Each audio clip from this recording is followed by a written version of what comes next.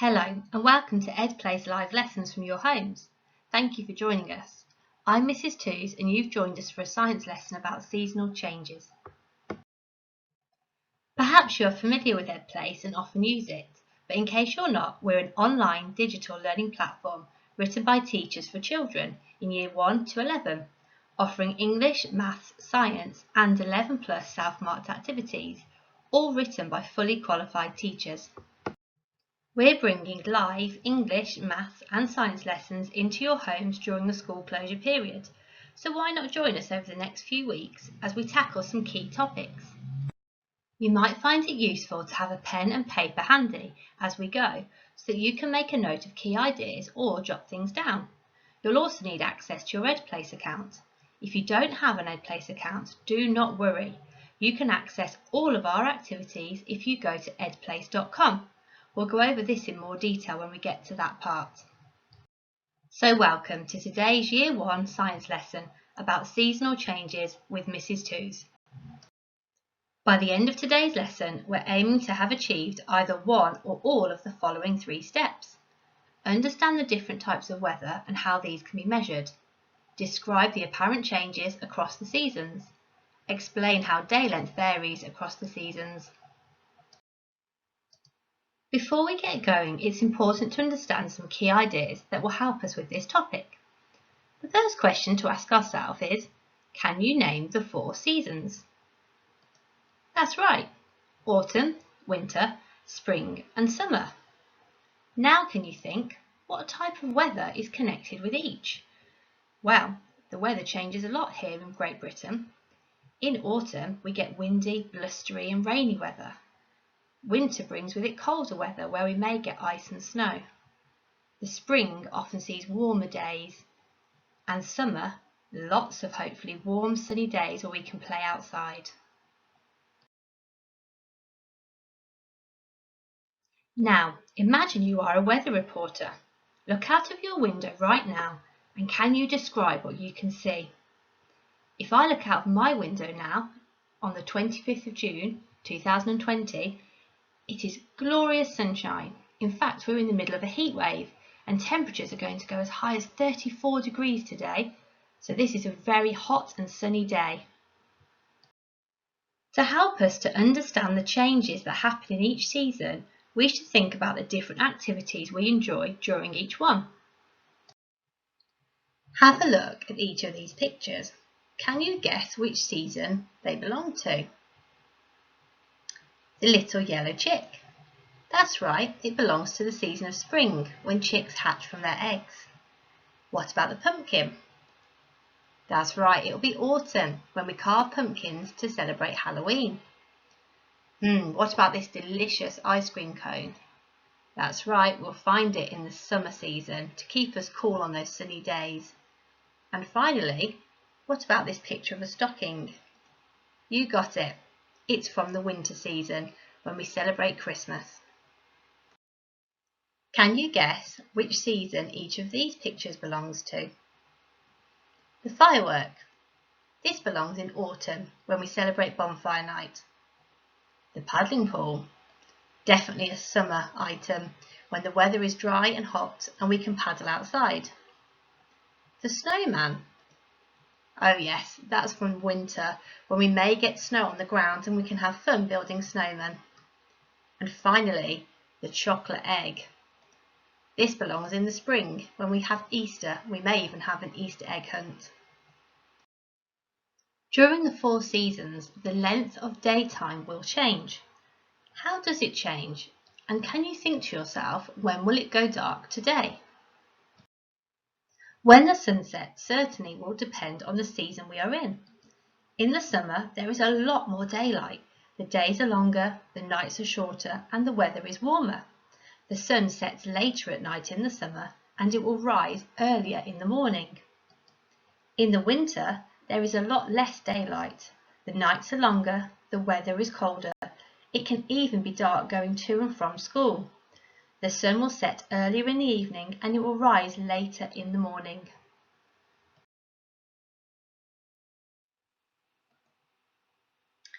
Let's see if we can work out which season we would most likely wear each of these items of clothing in. Wellington boots and a waterproof coat. That's right, we'd wear these in the autumn when we get a lot of rain and we can jump around in muddy puddles. What about woolly gloves, hat and scarf? Definitely in the winter season when it is cold and icy and we need to wrap up warm. Let's look at some more clothes and work out which season we would wear them in. This child is wearing a nice bright waterproof coat. Which season? I think it's going to be spring, when we can get lots of warm showers that we can play in. What about these flip-flops and sunglasses? I think they belong in the summer season, when it's nice and hot and we like to keep our feet cool and protect our eyes from the sunshine. In a moment, I'm going to direct you to an activity you can use to practice what we have just learned together. You will need to either sign into your account or go to www.edplace.com. The next slide will show the activity we are going to use today. Okay, so the activity we are looking for is called Recognise Events During the Seasons. If you have an EdPlace account, go straight to Science. If you don't, go to the Learn tab and then Science on the EdPlace website. Then it is the same route for all of us. Go to Year 1, select the Curriculum tab and then go to Environment. This will open a group of activities. Look through and choose Recognise Events During the Seasons. If you're struggling to find this activity, please visit our support site on screen for a quick walkthrough on how to locate activities. Before we begin, just check this is the introduction you can see. If you can't see this as the introduction to the activity, please go back to the worksheets and check you've chosen the correct one. Recognise events during the seasons. If you can see this introduction, brilliant, you're ready to go. Once you're ready to start, please pause my lesson and start the activity. In the next part of the lesson, I will go through 3 questions, so don't worry if you find it tricky. Now let's look together at some of the questions you have completed, starting with question 1. We can see we need to work out which season Valentine's Day is in. Let's look through the question for some clues. It says it is freezing outside. We know the weather is freezing in winter. Therefore, the answer is winter. Let's have a look at question 8. We need to work out which season the tennis tournament Wimbledon is in. Again, let's look for some clues. It tells us it's in June and July. The question also tells us that spectators will sit outside. And finally, they enjoy eating strawberries in the sun. All of these clues show us that the season is summer.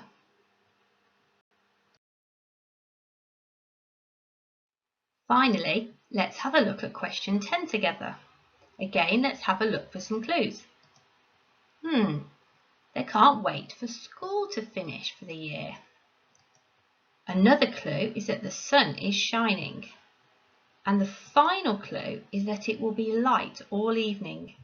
Using these clues and our understanding of seasonal changes, I think we can work out that the answer to question 10 is summer. Let's recap what we set out to do today. How did you get on?